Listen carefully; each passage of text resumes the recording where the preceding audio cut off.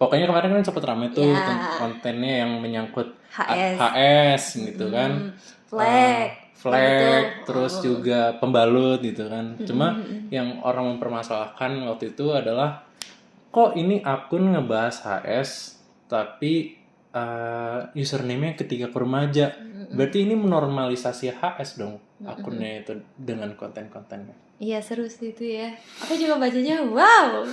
Sejauh itu ya ternyata gitu ya. Menyambung-nyambungkan gitu Iya, orang sejauh ternyata. itu. Oke. Jadi akun memang namanya tuh aku ketika aku remaja. Nah, ketika aku remaja tuh diharapkan edukasi tentang yang namanya kesehatan seksual, reproduksi, terus tentang hubungan seksual gitu. Itu dimulai dari fase remaja, mendapatkan informasinya gitu kan. Kenapa? Ya karena fase remaja ini kan sudah yang namanya masuk ke puberty. Sudah masuk ke tahap pubertas gitu kan. Si cowok yang udah akil balik, si cewek sudah yang namanya fase menstruasi.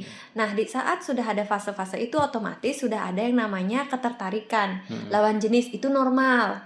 Kalau tidak ada hal itu yang jadi abnormal kan. Bahkan sekarang sudah ada hal-hal yang sudah abnormal dan dinormalkan gitu. Padahal kalau efek ke belakangnya itu sangat-sangat tidak bagus gitu kan. Nah, sudah ada ketertarikan dari remaja ini. Nah, adalah makanya yang namanya dari dulu itu edukasi mengenai kesehatan seksual gitu kan. Yang dimana dimulai dari masa remaja. Nah, akun itu sebenarnya menggiring dari sana gitu, terbuat lagi. Akun itu tercipta dari situ tuh. Dianggapnya persepsinya itu adalah ketika seseorang sudah remaja itu sudah mendapatkan banyak informasi nih.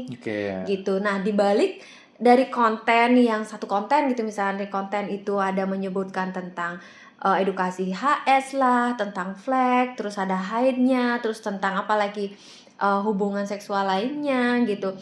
Kesannya kayak menormalisasi, tapi itu tuh benar-benar komen yang amazing yang sebenarnya aku juga baca kayak wah, sejauh ini ya ternyata responnya seakan-akan itu kayak remaja kita atau orang yang baru beranjak remaja itu nggak boleh mendapatkan edukasi seputar kesehatan seksual gitu. Padahal itu edukasi untuk ya kesehatan dirinya manusia. Betul, secara manusia gitu. Baik itu istilahnya gini, misal ini kan laki-laki dan perempuan. Nah, anggapannya nih bebaslah caranya berbicara, misalnya ini mengkonsepkan cewek cowok.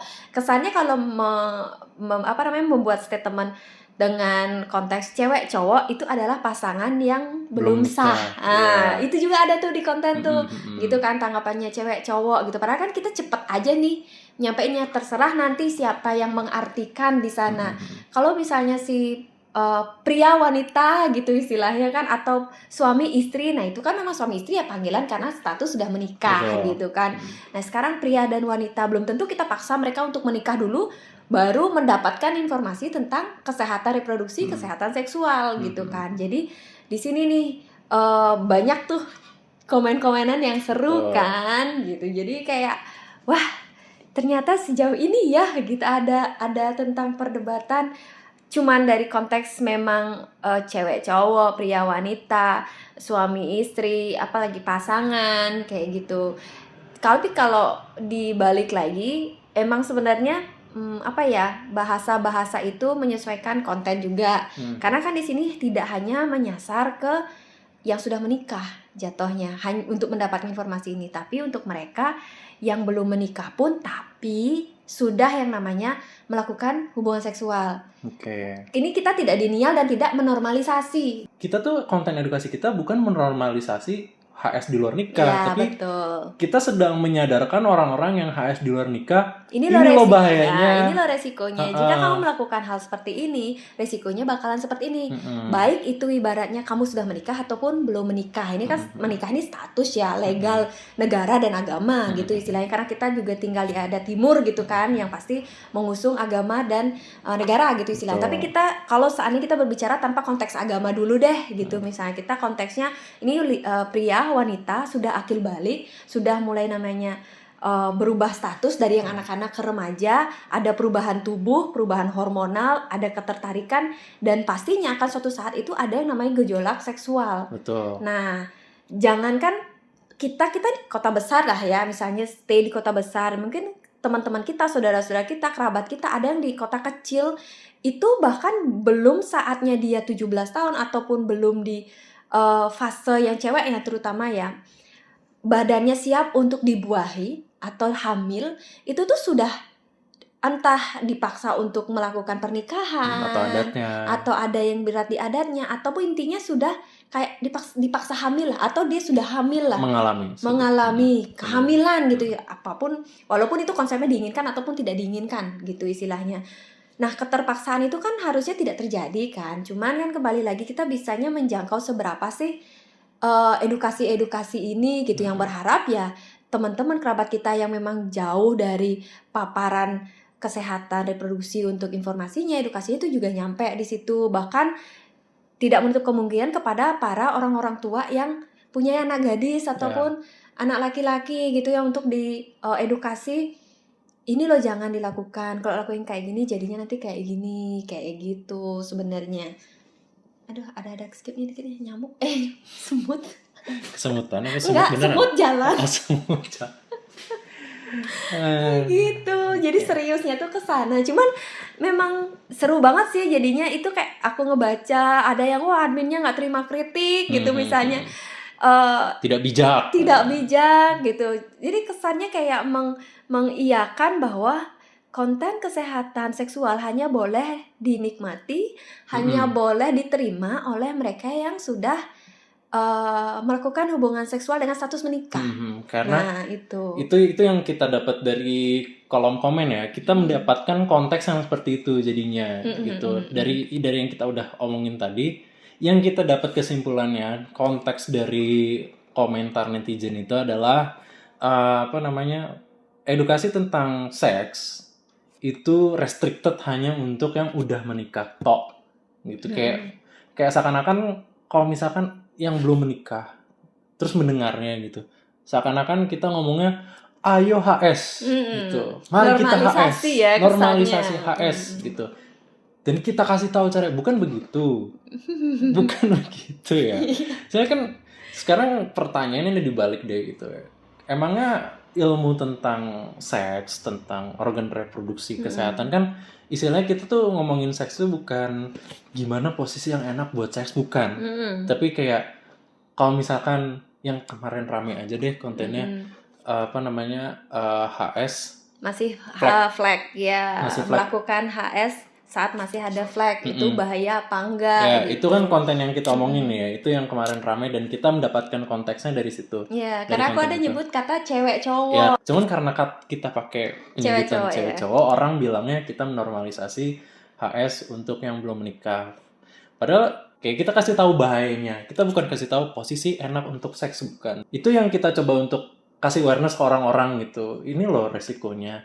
Tubuh kalian sedang dalam kondisi ini loh. Ini yang bisa terjadi gitu. Dan ternyata orang-orang seperti tidak peduli akan informasi kesehatan itu. Mereka lebih fokus pada ngomongin HS di akun ketika aku remaja. Wah, menormalisasi HS itu lucu sih. Ya, lucu seru. aja. Walaupun ada juga beberapa yang wise dalam komen-komennya gitu, kayak benar-benar mengeneral bahwa apapun sebutannya gitu, ada yang komen cuman aku lupa buat ngepin gitu. Di situ kembali lagi nih si pembaca bijaknya kemana, kalau dia menempatkan dirinya seapa nih memang kalau misalnya dia sudah menikah ya ambil untuk di pernikahan suami dan istrinya. Betul. Gitu kan. Kalau memang dia belum menikah dan melakukan hal itu, aware lah dengan pasangannya masing-masing juga, jangan memaksakan gitu kan. Nah, yang belum jangan, karena akan ada seperti ini. Sebenarnya konsepnya kan seperti itu ya gitu. Cuma netizen memukul rata. Realitanya adalah mereka memukul rata. Berarti kan kita bisa melihat nih kesadaran akan edukasi seks dan organ reproduksi ini sangat dianggap tabu sih jatuhnya. Ya, betul. Masih banyak sih, masih kayak aku bikin polling juga tuh, masih tabu nggak atau udah B. Yang jawab B itu cuma sedikit. gitu. Yang apa tuh topik yang bisa diceritain? Yang kemarin aku storyin aja gitu. Jadi story tentang kayak gara-gara komen itu banyak nih. Ya, Ini kok kesannya kayak edukasi seks masih tabu ya gitu kan. Aku iseng lah bikin di polling gitu kan. Menurut kamu edukasi seksual itu sebenarnya masih tabu atau B aja sih gitu. Ada yang jawab B aja tapi persentasenya lebih banyak yang masih tabu ternyata gitu. Paham. Ternyata di 2026 ini juga masih tabu gitu. Padahal itu sangat layak untuk diperbincangkan. Betul. Karena ya kalau kita nggak tahu gini loh nanti terjadi, nanti bisa jadi kayak gini. Dulu pernah nggak kayak misalnya jangan pegangan tangan nanti bisa hamil. Bahkan ya dulu nih Gitu. ini dari pengalamanku ya, lebih parah lagi. Aku tuh ngiranya ini waktu masih bocah ya, hamil itu terjadi di saat cewek dan cowok tidur bareng udah. Nah ya kan. Udah begitu doang. Oke, kan kayak kenapa tidak dijelaskan gitu. Semakin manusia paham ya akan semakin harusnya menjauhi. Ini kan kembali ke pilihan masing-masing ya. Oh resikonya seperti ini kalau ngelakuin kayak gini gitu kan. Ya udah semua resikonya tuh tahu tapi asal muasal juga tahu gitu loh.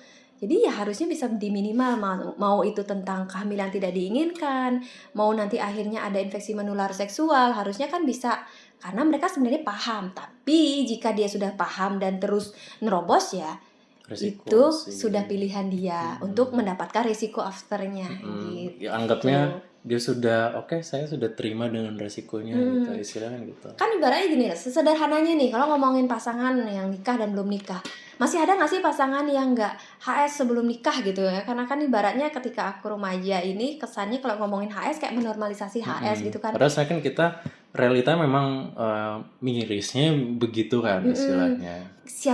Kita nggak tahu, bisa aja ada mereka dengan melakukan kayak hubungan pacaran sehat gitu loh istilahnya ya, karena dia tahu nanti kedepannya kalau dia melakukan yang namanya hubungan seksual resikonya kayak gini, pilihannya apa, melakukan atau tidak, udah itu aja kan sederhana.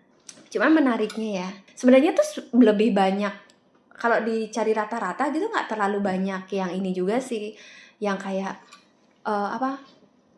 kenapa menyebutkan yang tadi cewek cowok yang kayak gitu, tapi yang lebih banyak yang nanya kayak haidku nggak teratur, terus kalau aku kayak gini pengalamannya, dan itu banyak juga di sharing di DM aku ternyata di ketika aku remaja. Sejak justru karena konten yang tentang HS itu malah orang nanya-nanya. Iya nanyanya ke DM, ternyata kayak aku paham bahwa ini tuh privacy gitu kan, ini privacy dan mereka ingin curhatannya di DM gitu. Ibaratnya aku tidak menanyakan bahwa mereka itu yang namanya sudah menikah atau belum, tapi just kayak apa sih permasalahan mereka dan apa yang bisa aku bantu untuk menyelesaikan gitu aja sih sebenarnya. Jadi teman-teman kalau untuk mau nge-DM di ketika aku remaja itu feel free banget. Cuman kemungkinan bakal respon iya gitu kan, nggak selalu tidak selalu pas DM langsung bisa ada yang ngebalas gitu kan, karena masih saya sendiri ya sendiri sih. Saya sendiri masih mencari waktu untuk yang tepat gitu, karena kan banyak yang DM itu jatuhnya kayak menghitung siklus nih yang benar gitu. Dan misalnya akan lama nggak sih satu orang tuh harus fokus dulu nih, dia selesai, oke setelah selesai baru nih beralih ke DM yang lain, permasalahannya apa kayak gitu sih. Jadinya aku tahu DM-nya ada yang masuk, cuman selesaiin yang ini dulu gitu, si A dulu, habis itu si A baru ke si B gitu. Oh ya, BTW yang konten yang kemarin itu yang tentang HS saat flag itu kan tadi kita bilang kita dapat konteks bahwa ada orang-orang yang menjudge kita menormalisasi HS, tapi di satu sisi ada orang ini aku lihat ya di komen-komen, mereka tuh kayak kayak bersyukur, kayak nah ini maksudnya kayak dia tuh korban dari ada dari HS saat masih flag, dan korban ini cewek bukan cowok gitu, dan mereka bilang ya ini terjadi di saya nih gitu. Istilahnya kayak dia relief ada orang yang bikin konten untuk awareness soal ini gitu. Bisa jadi kan karena itu, bisa jadi karena awalnya dia nggak tahu gitu kan, karena apa, karena konten-konten seperti ini dicap tabu gitu. Tapi dengan yang ada konten kamu, orang yang mereka korban dari kasus ini akhirnya mereka, nah iya ini saya nih kejadian seperti ini gitu, agar tidak ada wanita lainnya yang sebenarnya jadi korban seperti yang dia rasain dan gitu yang kan. anehnya kan bahkan ada yang ngedebat kamu kan. Iya, ada juga. Dan itu cewek yang ngedebat gitu. Terlihat di profilnya kali ya. Iya Kita gitu nggak kan. tahu sebenarnya yang di dalamnya gitu kan, cuma terlihat doang gitu. Karena jujur kenapa ada konten edukasi ya? Karena ada yang namanya di kesehatan itu kan pencegahan, promotif, terus pencegahan, preventif, terus ada yang namanya kuratif gitu kan, pengobatan terakhir gitu. Terus dari yang sampai kita ke endingnya bisa pengobatan, nah itu dilakuin yang namanya kayak awareness lah, mengedukasi dulu, mempromosikan dulu kesehatan kayak gini. Nanti kalau terjadi hal seperti ini bisa jadi kayak gini. Nah gitu kan. Terus pencegahannya apa? Nah itu ada stepnya, jangan sampai dibalik nih, udah sakit baru melakukan tahap pengobatan, pencegahan yang kayak gitu. Sadarnya telat. Baru baratnya jangan kebalik ini piramidanya gitu. Yang namanya harusnya diawali dari kita ngasih tahu dulu tentang kesehatan bisa kayak gini. Kalau bisa ngelakuin hal A akan terjadi hal B. Pencegahannya kalau udah jadi hal B gimana? Nah kalau sudah terjadi hal B, pengobatannya apa? Nah, jangan dibalik. Dia harus diobati dulu baru mau tuh ke step-stepnya. Kan tujuan kita mengedukasi seperti itu. Karena kebetulan aku sendiri memang basicnya tuh bidan. Basicnya bidan, cuma aku lanjutin sekolah-sekolah lagi. Aku doyan sekolah sih sebenarnya gitu. Terlihat sih. Doyan sekolah untuk apa? Aku suka mengosongkan gelasku sendiri. Luar biasa. Gitu. Suka ya. Sungguh humble. Aku suka. Jadi terakhir aku ngambil S2 aku itu promosi kesehatan spesialisasinya. Jadi kenapalah akun ketika aku remaja ini lahir. Gitu. Aku memang tertarik menyentuh di ranah remaja. Start from remaja tanpa unlimited yang harus menerima itu sampai orang tua gitu. Tapi start from remaja. Makanya dibilang karena ketika krusial, remaja ya. Karena krusial banget itu. Gitu. Okay. Bahkan ini bisa kayak aku warisin ke anak cucu nanti ketika mereka transisi dari anak-anak ke remaja. Ini loh informasinya ada di sini-sini. Kalau dari segi ilmu medis, sebelum ada update gitu misalnya di dunia medis lagi, ya paling ya secara teori gitu-gitu aja. Menstruasi teratur, apa hitungannya gitu kan. Terus kalau menstruasi nggak teratur gimana ciri-cirinya. Nanti kalau sudah selesai menstruasi mereka akan ada apa nih? Hubungan seksual gitu kan. Kalau mereka sudah paham tentang pro dan kontra lagi tentang hubungan seksual dengan resikonya, dan mereka mau menjaga batasan untuk tidak melakukan hubungan seksual sebelum nikah gitu misalnya, atau bisa jadi mereka memilih tidak menikah, kan bisa aja, tapi menjaga bagaimana kestabilan hormon kita, terutama wanita yang banyak memiliki hormon nih. Betul. Gitu. Jadi dari situ tuh banyak sebenarnya, tapi kan beririsan nih sama mereka yang sudah menikah gitu. Jadi nggak bisa nih cuman udah nih konten ini hanya boleh dinikmati sama mereka pasangan menikah gitu, kayaknya nggak wise banget. Betul. Sih gitu. Terus ini juga kan dari kamu bikin ketika aku remaja, kamu juga jadi tahu nih ada topik yang memang sangat-sangat kena respon yang keras lah aku bilangnya gitu. Mau dibilang konteks positif negatif, intinya responnya keras dari netizen gitu untuk certain topics gitu. Dan kalau dari pengalaman kamu as a bidan, kita nggak ngomongin cuma di ketika remaja dan pengalamanmu di sosmed ya, tapi literally sepanjang kamu menekuni bidang kesehatan ini gitu. Mulai dari kamu bidan sampai jadi promotor kesehatan lulus S2 gitu. Pengalaman kamu dengar dari orang-orang, orang sekitar, cerita dari ono ke ono gitu. Apa sih topik yang sebenarnya ini penting banget, tapi orang tuh denial untuk spread awareness-nya gitu? Sebenarnya banyak. Bahkan banyak sih sebenarnya kalau topiknya itu jatuh ke kesehatan reproduksi ataupun ke ibu hamil ya. Karena kan aku wilayahnya di situ nih. Itu sebenarnya banyak banget. Cuman kadang-kadang jadi isu yang benar-benar karena konteksnya kayak ada mempengaruhi agama. Ya, intinya jadi kayak berat gitu loh untuk diungkap, malahan kayak gitu istilahnya. Sesederhana kayak KB deh. Oke. Nah, ada beberapa kita disclaimer dulu, ini nggak ngomongin agama dulu deh. Oke. KB kan ada untuk ini apa istilahnya, untuk melimitin apa sih? Untuk membatasi. KB kan ada untuk membatasi gitu jumlah anak. Nah, jumlah anak kenapa dibatasi? Karena kan kalau ibaratnya hidup, manusia itu harus dipertanggungjawabkan. Gitu. Kalau anak-anak kondisinya memang dari keluarga sangat-sangat mapan, anak-anak pasti semuanya tercukupi kebutuhannya, edukasinya mereka, kedepannya, hidupnya gitu kan. Tapi kalau mereka yang anggapannya nih secara finansial kurang, tapi anaknya banyak, finansial aja kurang gitu loh. Jadi jangan dulu mengkonsepkan tentang banyak anak banyak rezeki gitu ya. Nanti dulu deh yang itu kan kembali lagi ke emang rezeki kita masing-masing. Tuhan bekerja, manusia bekerja gitu. Di konsep ini dulu deh sederhananya, tidak memakai konsep banyak anak banyak rezeki gitu misalnya. Anggap punya uang 100.000, anak 10. Bisa nggak 100.000 secara logika menghidupi anak 10 ini? Dengan sangat layak gitu semuanya. Kan kita bisa tahu dong dari situ jawabannya gitu loh. Jadi kenapa KB itu ada? Nah, nantinya ini ada juga di dalam medis tuh kadang ada yang nggak mau KB, nggak mau KB tapi tidak mau juga untuk membatasi anak. Nah itu masalahnya, gitu. Jadi ada yang ibaratnya nyeletuk, enggak, kalau saya KB, saya artinya tidak menerima apa istilahnya karunia Tuhan. Gitu. Jadi Tuhan ngasih untuk ada rezeki anak, saya nggak terima karena adanya KB. Membatasi gitu, Mbak. Cuman kan kembali lagi maksudnya tuh bukan kesananya gitu.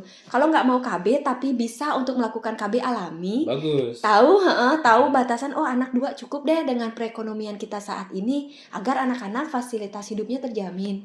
Anak-anak juga bisa mencapai nih optimalnya dia. Gitu. Nah, itu bagus. Tapi yang ini nih yang udah pemasukannya sangat-sangat kurang gitu misalnya, yang kurang tapi terus bereproduksi. Nah itu sebenarnya kan yang dirugikan yang ibunya juga, si wanita juga. Udah rahim harus berkali-kali dan belum tentu juga kehamilannya bagus, anak yang dilahirkan juga kondisinya bagus. Ya kalau syukur-syukur bagus, kalau masalah ada kecacatan dan segala macamnya, itu tuh wah kasihan gitu. Soalnya yang itu salah satu isu sih. Ya, istilahnya kan kayak selalu saja awareness tentang kesehatan reproduksi ini berbenturan dianggap secara moral ini patut dibicarakan atau enggak gitu. Kayak seakan-akan ini tuh edukasi YTTA gitu. Iya, sayangnya. Iya, kayak apalagi ada misalnya kayak berhubungan saat ibu masih hamil gitu kan. Hubungan seksual bisa nggak saat misalnya ibunya si istrinya masih hamil gitu kan. Boleh nggak lakukan hubungan seksual? Itu boleh-boleh aja. Tapi ada syarat dan ketentuannya. Nah, itu syarat ketentuannya banyak tuh. Kondisi ibunya gimana? Kondisi kehamilannya gimana? Kehamilannya trimester berapa? Keadaan saat hamilnya itu lagi gimana? Gitu. Kalau misalnya berhubungan itu udah pasti kan si wanita yang namanya dia apa ya bahasanya kayak berasa kayak orgasme, tegang, terangsang, nah gitulah istilahnya ya. Dan itu harus benar-benar diperhatikan agar perutnya tidak kram. Nah, jadi syarat dan ketentuannya itu sangat banyak. Kenapa lebih baik kadang sederhananya diambil general, mungkin beberapa dokter bilang kalau bisa ditunda dulu sampai usia sekian. Nah gitu. Terus ada juga nih kalau misalnya ibunya sudah hamil mau mendekati persalinan gitu ya, boleh melakukan hubungan seksual malahan dan sperma boleh dikeluarkan di dalam untuk ngebantu kontraksi gitu. Lain lagi ceritanya. Jadi banyak memang berkomunikasi dengan petugas kesehatan saat konsul misalnya gitu, ibu hamil, suami terutama juga datang untuk saling mendengarkan, nggak cuma satu pihak. Banyak gitu, jangan main hantam. Oke. Sama terakhir nih, ada pesan yang pengen kamu sampaikan ke netizen yang sekarang sudah mulai terpapar oleh ketika ke remaja? Oke.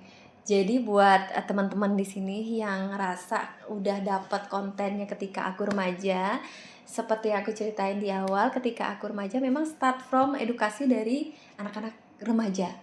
Peralihan dari anak-anak ke remaja. Start from itu. Jadi bukan ketika aku remaja serta-merta harus anak remaja doang yang boleh, atau edukasinya nggak nyentuh seks. Seks itu beririsan dengan remaja. Nah, kita nggak bisa mengabaikan itu. Kita tetap harus memberikan informasi tentang seks. Pilihannya kembali lagi ke si remaja ini. Do or not.